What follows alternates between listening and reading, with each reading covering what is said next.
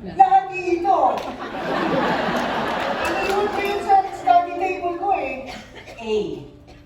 Alam mo, bakit ako lagi yung tinatanong mo? Bakit yung mga sarili mong gamit hindi mo alam kung saan nakalagay?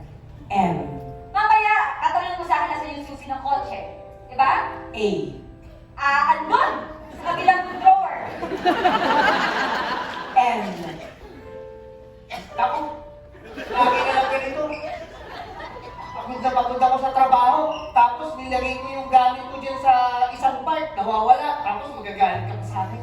S.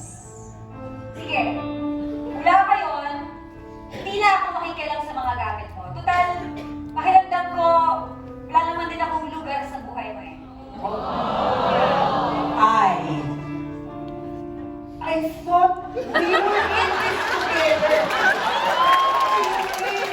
Wala kang lugar sa buhay ko. Hindi ba kailangan natin ginawa ang vow na ito sa simbahan?